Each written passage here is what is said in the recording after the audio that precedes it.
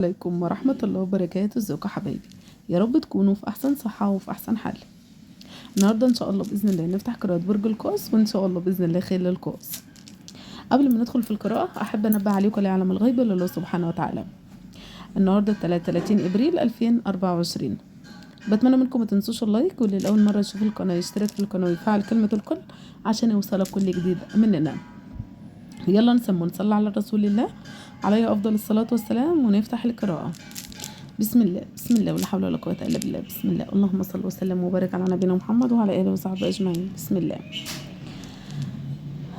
برج القوس، بسم الله ما شاء الله عليك يا برج القوس. انت حاجة، بص يعني حاجة حصلت معاك او بالفعل هتحصل معاك خلال ايام، ولا في الخيال، لا يعني حاجة كده ولا في الخيال ما كنتش انت متوقعها. ويمكن تعويض من ربنا سبحانه وتعالى ان انت صبرت كتير جدا على ابتلاءات كتيرة جدا، على ظلم ناس كتيرة جدا، على حاجة ضاعت منك كبيرة جدا، فعشان كده ربنا اداك حاجة من عند الله سبحانه وتعالى. ربنا يوفقك. على فكرة انا دايما بشوف لبرج القوس ان عنده حاجة حلوة من عند الله. من اول ما فتحت القناة لحد دلوقتي انا دايما كنت بشوف لك حاجة حلوة. ربنا يديها لكم يا رب، ربنا ينولها لك يا رب يا برج القوس. دعوة مستجابة برج القوس، وادعي ما تيأس من رحمة الله، ولا تقول انا بدعي وربنا ما بيستجابش مني، لا اكيد ربنا مستجاب لدعائنا كلنا، وان شاء الله راح ربنا يستجاب منك الدعاء، بس ادعي لان لك دعوة مستجابة يا برج القوس.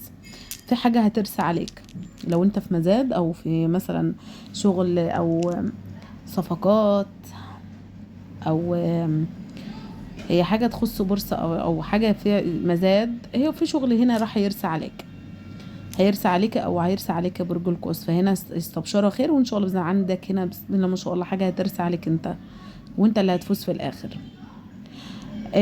انت دخلت المعركه وانت كنت قدها، وكنت عارف ان انت هتكسبها، وكسبتها بالفعل يا برج القوس، كسبتها بالفعل. انت بتحبش العناد، ما بتحبش العناد وما بتحبش الهزيمه ولا بتحب الانكسار. فهنا بص، لما شخص يجي حطك هنا يعني ايه، زي ما كان بيقول ايه، انا محدش يحط صبعه تحت درسه، هو في حد كان عملها معاك، انت شدته بكل قوة لحد ما اصلا فعلا طلعت منه وانت صبعك متعور، يعني متصاب، ولكن برضو ما حبيتش انك انت صبعك يبقى تحت ضرسه، لا، فانت اشتلت الصبع ده وممكن ترميه خالص سبيل انك انت ما تتذلش ولا تنكسر قدام الشخص ده، وده برافو جدا يا برج القوس. على العموم انت قد التحدي، لان شايفه ان في تحديات كتير، او في حد داخل معاك تحدي وانت راح تكسب التحدي ده ان شاء الله باذن الله. لو ليكوا حد هنا لعيب كرة او كاراتيه او حاجه تخص نادي او حاجه زي كده، فهو كسبان على فكره، راح هيفوز، راح هتفوز يا برج القوس والله. في عندك هنا شمعة مضيئة، حلم، يعني حلم راح تحققه وانت على وشك خلاص الانتهاء، يعني لو انت امرأة او راجل فعندك على وشك الانتهاء الحلم بتاعك. نقدر نقول كل شيء اسمه نصيب. لو انت مثلا كنت خاطب او انت كنت مخطوبة وانفسخ خطوبتك، فكل شيء اسمه نصيب، مالكش نصيب ولكن لك نصيب احسن وافضل، يعني شايف في نصيب هنا تاني. زواج للمرة التانية يا برج القوس، يمكن انت اتجوزت مرة او انت مرة، ولكن في زواج تاني ليكوا كمان ان شاء الله، ربنا يتمم لكم على خير. انت بتحبي شخص هنا او يا امرأة برج القوس، مخلصة ليه جدا على فكرة، يعني هنا امرأة برج القوس مخلصة جدا للشخص اللي بتحبه. ان شاء الله ربنا يوفقكم. وعلى فكرة يعني في شخص انت بتحبيه هو في محنة او في ضيق، او هو انت مستنية ان هو آه انت يعني انت بكيانة عليه او زعلانة عليه، ممكن يكون الشخص ده في مسجون مثلا او مريض، حاجة زي كده، فانت حزينة عليه وزعلانة عليه. ان شاء الله يا حبيبتي ربنا يفك كربه، وان شاء الله باذن الله عندك جبران خاطر يعني. كفايه دموع، يعني كفايه دموع، كفايه حزن، كفايه، يعني انا شايفه ان برج القوس هنا حزين، او انت مثلا زي اللي عايز تبقى حزين يا برج القوس، لا، خرج نفسك من اللي انت فيه. هو في هنا حسد كتير جدا على برج القوس، وكلام كتير جدا برضو على برج القوس، مش عارفه ليه، فانت محسود هنا. على فكره انت كلتها كام يعني فتره قليله، وان شاء الله امورك هتتعدل وهتتحسن خالص يا برج القوس عن السنه اللي فاتت واللي قبلها واللي قبلها. بقالك 4 سنين في معاناه، 4 سنين. صدقني السنه دي ممكن يكون يعني في شهر 8 او بدايه 9 عندك هيكون يعني بدايه، نقدر نقول ان احنا بنمسك بدايه ان انا خلاص وقفت على اول طريقي، نجاحي بقى، هتجوز هعيش حياه حلوه مستقره، هيبقى عندي استقرار. تمام، فانت يعني ناخد 8 و9. وعلى فكرة الشهر ده مفضل بالنسبة لك يا برج القوس، يعني ممكن يكون الشهر ده المفضل ليك، شهر 8 و9 ده، او انت اصلا شهر 8 و9 او رقم 8 ورقم 9 ده بالنسبة لك رقم الحظ، رقم الحظ. فان شاء الله باذن الله 8 و9 هتسمع اخبار سعيدة، وفي حاجة انت هتحققها هنا، وهتكون اول يعني حياة مستقرة في حياتك. يعني اول ما مثلا كنت بقالي فترة كانش في استقرار في حياتي، لا هيبقى في استقرار الفترة اللي جاية دي ان شاء الله باذن الله يا برج القوس. انت بتحضر في اوراق هنا ضايعه منك، او بتصحح اوراق، اسماء يعني اسم. على فكره يا برج القوس، هو في حد هنا عارف حاجه ومخباها عليك، يعني هو مش عارف يجي يقول لك، او خايف من المواجهه، او هو عارف حاجه بس عارف ان ديت حاجه ممكن تفيدك.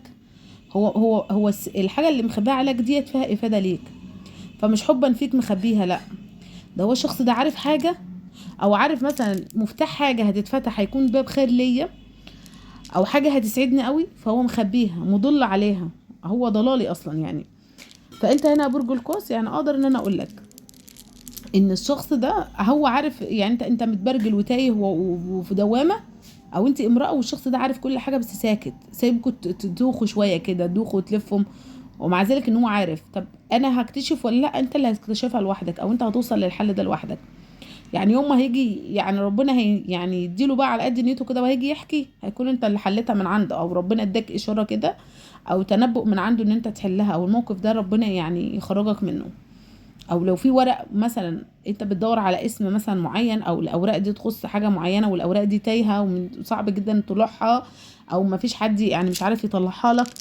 المشكله ان الحاجه دي عند حد، ولكن هو برضو عارف ان، بس هو ممكن بيستعبط، ده مش عندي، ده انا معرفش. بس الانسان ده يعني لئيم وحويط، وحد مش سالك ابدا، نيته مش سويه. ونقدر نقول يعني احنا عموما طول ما احنا عايشين فبنتعلم من اللي حوالينا، يعني نقول لهم شكرا طبعا يعني. لا هو في حد هنا يعني يا ريت ما تستهونش ببرج القوس يعني. يعني على فكرة في حد ممكن يكون مستهون بيك قوي. هو مش تنازلات ولا ضعف، حب بزيادة خلاك يعني بكيت دمعت، تحسسته مثلا ان انا حبيت الشخص ده قوي. فالشخص ده ممكن يكون استنهزها فرصة ان انا حبيته، ان انت حبيته وكده. بس انت برضو يعني ايه بتبدأ تفوق اهو، شايفة ان انت بتبدأ تفوق وبتبدأ. مش دي شخصيتي، بس الطاقة ده تخص امرأة، تخص امرأة. عموما هنا في علاقات لازم تنتهي يا برج القوس، مع ان انا عارفه ان برج القوس مش متعدد العلاقات، بس هو داخل في حاله ممكن تعرفك على الناس دي، جابت دي وجاب دي وجاب ده، فانت اتعرفت على كميه كبيره، فانت افصل بقى، افصل يا برج القوس. أه انت في حد هنا مشتاق لي قوي على فكره، مشتاق ليه جدا جدا جدا، لدرجه انك انت حاسس ان في روح بتربطكم ببعض، وبتفكر فيه طول الوقت. يعني يمكن انت بتجيب مثلا صفحته، رسايله، الفيسبوك بتاعه، حاجة تخصه، الايميل يعني بتاعه، فانت عمال تجيب حاجات تخصه، مش مصدق مش مستوعب مثلا. طب احنا كنا حلوين قوي مع بعض، طب مش عارف، طب انا مش قادره اكلمه، او انا مش قادره اكلم، مش قادر ان انا اكلم الشخص ديت. بس انت بتجيب حاجه تخصها، او انت امراه بتجيبي حاجه تخص الشخص ده. يعني طب ممكن عشان نقول لك انك انت تخرج من الطاقه دي، وعشان ما تقعدش في المرحله دي وتقدر تكمل، اول حاجه اعملوها يا جماعه احذفوا المحادثات. لو اي حبيب بينكم وبين بعض وبعدتوا عن بعض، احذفوا اي حاجه تخصه عشان تقدر تنساه. الحاجه دي بتساعد على النسيان على فكره، والله بتساعد على النسيان. اي رساله، اي حاجه بتفكركم بالشخص نفسه، مش كره فيه، بس عشان تحاول انك تنسى الشخص. هو ده اكتر شيء يعني المساعده في النسيان. يعني انا مش بقولك انك هتنساه العمر كله، لان اللي بيحب ما بيكرهش وما بينساش، لا، بيبقى دايما في الذاكره وفي الذهن، والله بيبقى على طول في ذهنك. ولكن عشان ما تجيش تتخيل حاجات او تفتكر حاجات تزعل قوي، انت كده لما تخش مش هتلاقي محادثات تفكرك بيه، فهتنسى شويه، هتنسى شويه، فهيتعمل لك استبعاد استبعاد استبعاد لحد ما ربنا يقويك عن النسيان شويه. اللي بموت ما بننساهوش، بس ما بنحزنش كتير، يعني بنحزن وقلبنا بيوجعنا بس ربنا بيصبرنا شويه، يعني مش بنبقى طول الوقت نعيط وحزنانين، لا ربنا بيصبرنا وبيدينا الصبر. فاكيد ربنا يعني ده يعني مش زي الميت طبعا، تمام، ولكن الميت ما بيتنساش اكيد يعني. ولكن مش بتقعد طول الوقت حزين، لو كنا متنا يعني، او جالنا حاله من حاله الاكتئاب يعني. فربنا رحيم بعباده يعني يا جماعه. فحاول تخرج نفسك برضو من الطاقة دي يا برج القوس عشان تعرف تكمل حياتك اللي جاية يعني. والله يا برج القوس انت بص، انت دايما بتوقع نفسك في متاهات. لو في ناس بتكتب لي في الكومنتات احنا ما شفناش خير، احنا الخير، ما هو انت بتبقى عارف الغلط وما زالت ان انت برضو بتروح تعمل الغلط. يعني مثلا لو انت دخلت نفسك في علاقه، انت عارف مثلا انك انت شخص عنيد، طب ما هو العنيد ده هيدخل علاقه تانية هتبقى عنيد برضو، ما فيش واحده هتتحمل. طب انت امراه عنيده، ما فيش شخص هيتحمل عنادك. طب الشخص ده انت مثلا متعدده العلاقات، طب علاقه اولى وتانية وتالتة، طب ما العلاقات دي بتبوظ الدنيا. تمام. طب مثلا انا عرفت ان انا بعمل مشروع يعني شراكه، وانا عارفه ان الشراكه ديت انا مش فاهم اي حاجه، بس انا بحط فلوسي وخلاص، مش فاهم، انا مش فاهمه ولا فاهمه حاجه، خد شغل لي فلوس او خد يلا هنبقى شركاء. ففجاه الشغل خسر، انا خسرت شغلي، خسرت مالي، خسرت فلوس.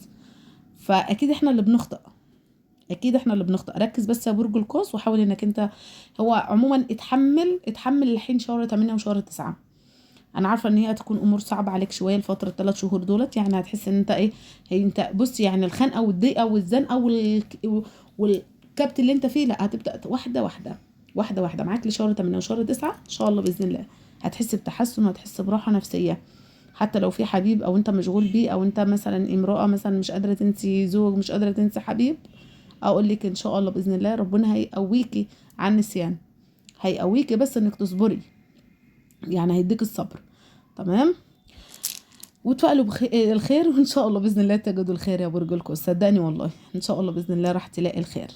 الحاجه ما بتجيش مره واحده، والحلم لو احنا كلنا ما تعبناش في حياتنا اكيد مش هيبقى لها طعم. لازم نتعب في حياتنا، لازم نحس بفراق حد، لازم نحزن، لازم نفرح كده يعني عشان الحياه تعدي. كل الناس عندها مشاكل وكل عنده هموم، ولكن لازم نعدلها شويه كده شويه كده كده يعني. وسع النفس يعني. ربنا يوفقكم جميعا ويصلح حالكم يا رب يا برج القوس. وفي هنا 2 هيرجعوا لبعض، ابراج ناريه، في ابراج ناريه هنا راح ترجعوا لبعض، وتقريبا ده زواج على فكره اللي بينكم اطفال، وفي حب كبير جدا. بس الفتنه دي الامراه اللي جت عملت فتنه، او انت سمعت الامراه، او انت امراه سمعت الامراه، فالامراه ديت هي اللي جت دمرت الدنيا. فان شاء الله باذن الله راح ترجعوا لبعض. وحاول انك تكون حريص وحذر انك تدخل حد في علاقتكم يا برج القوس، او حد يصلح ما بينكم. اكتفي بالقراءه ان شاء الله باذن الله. اللي ما انطبقش على القراءه ينطبق على الفيديو القادم ان شاء الله باذن الله. واشوفكم على فيديو جديد، والسلام عليكم ورحمه الله وبركاته، في رعايه الله.